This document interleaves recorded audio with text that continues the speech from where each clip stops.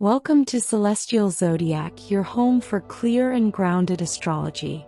In this video, we're going deeper into how transits actually work in your chart, specifically how they interact with your natal planets, your houses, and your aspects. Because transits don't create things out of nowhere. They activate what's already there.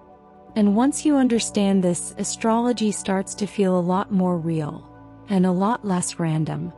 When a transiting planet makes contact with one of your natal planets, it's like flipping a switch.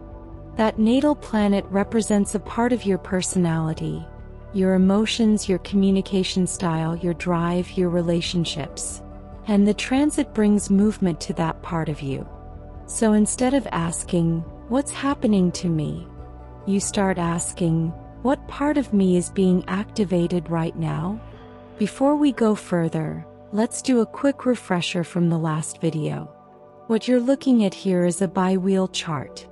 The inner wheel represents the natal chart, your baseline, your personality, your natural wiring, while the outer wheel shows the current transits, or where the planets are right now. So when we talk about transits activating your chart, what we mean is that a planet on the outside wheel is moving into contact with something on the inside wheel. So when we talk about transits activating your chart, what we mean is that a planet on the outside wheel is moving into contact with something on the inside wheel. That contact happens through what we call aspects. Aspects are simply the angles that planets form with each other. For example, when a transiting planet lines up with a natal planet, that's called a conjunction. When it creates tension or friction, that's often a square. A square is based on the angle between two planets. In astrology, a full circle is 360 degrees. A square happens when two planets are about 90 degrees apart from each other. So if you imagine the chart as a circle, a square is when one planet is roughly a quarter of the way around the chart from another planet. When energy flows more easily, that's typically a trine. A trine is when two planets are about 120 degrees apart, usually in signs of the same element, so the energy flows naturally without much resistance. And when two planets are directly across from each other, that's an opposition. These angles describe how the energy is interacting, whether it's flowing smoothly, creating pressure, or bringing something into awareness. If you want a deeper breakdown of aspects, you can check out the aspect series, but for now just know that these angles are what trigger the activation. Now if we look at this specific chart, you can actually see several transits happening in real time. For example, the moon is currently in Pisces on the outer wheel. The moon moves quickly, so this is a short-term influence, but it's very noticeable emotionally. As it moves through Pisces, it's activating themes around intuition, emotion, and sensitivity, which can show up as feeling more reflective, more empathetic, or more influenced by your surroundings. This is a great example of an inner planet transit. Subtle, emotional, and temporary. At the same time, you've got Mercury transiting Pisces and Neptune in Aries. Mercury represents thinking and communication, while Neptune represents intuition, imagination, and sometimes confusion. With Mercury in Pisces, the mind is more intuitive and emotionally aware, while Neptune in Aries adds a layer of action, initiative, and direction. Together, this can activate flashes of insight and inspired ideas. You also have Mars transiting Aries, which is a much more natural placement for Mars.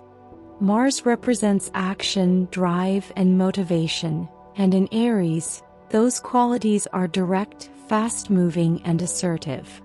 This can show up as a stronger urge to take action, speak up, or move quickly on decisions, but also a tendency toward impatience.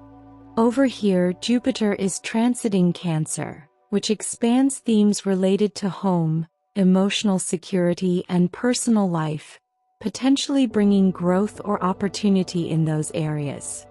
And then you have the slower moving outer planets, Saturn in Aries, Uranus in Taurus, and Pluto in Aquarius, which represent the bigger, longer-term influences.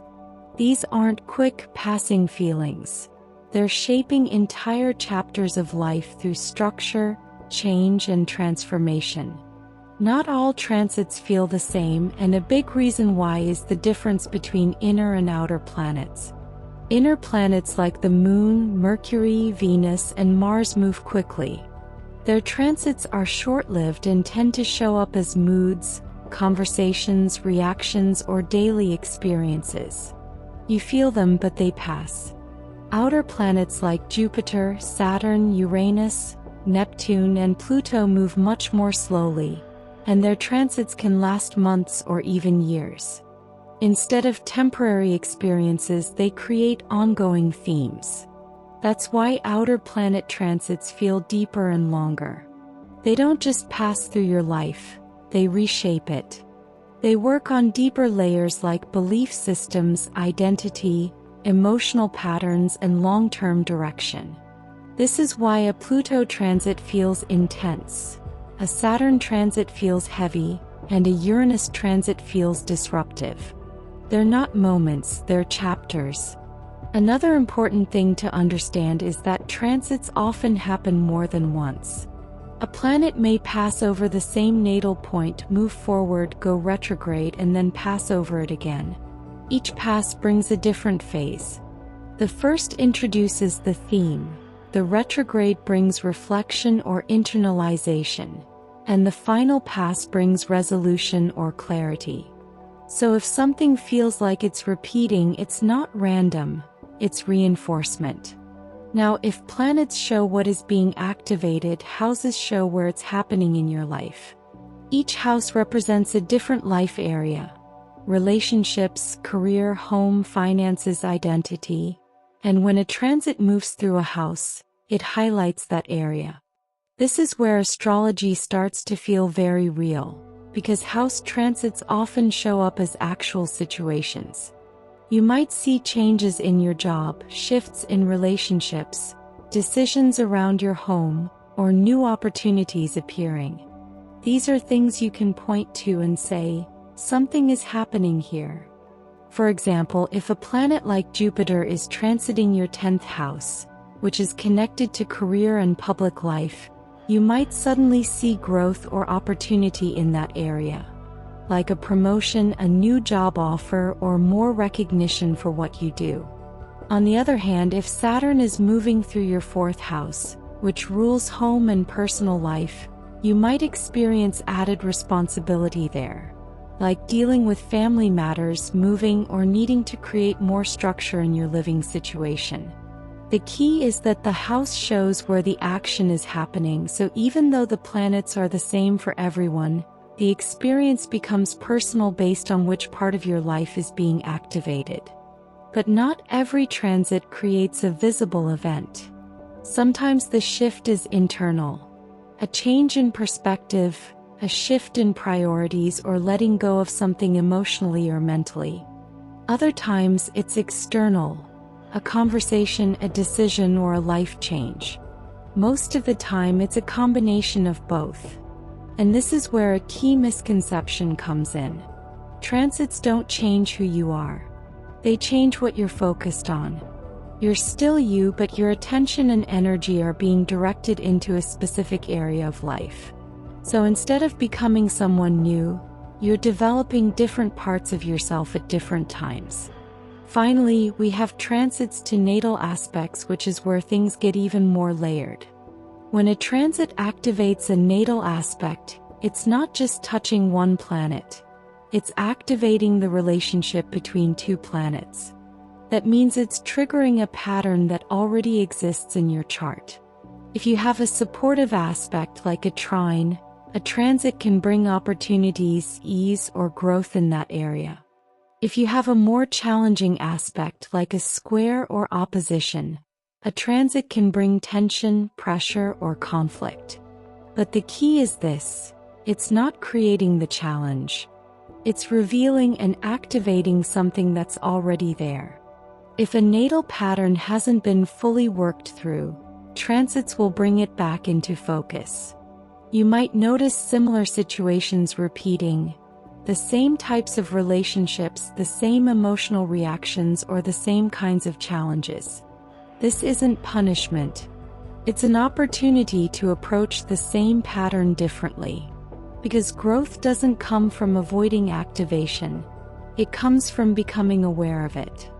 Transits don't create your life out of nothing. They activate your existing blueprint.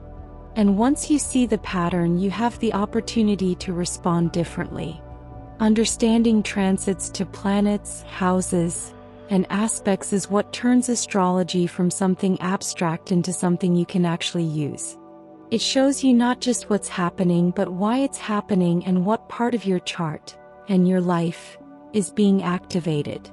Thank you for watching Celestial Zodiac. If you enjoyed this video, don't forget to like, subscribe, and share.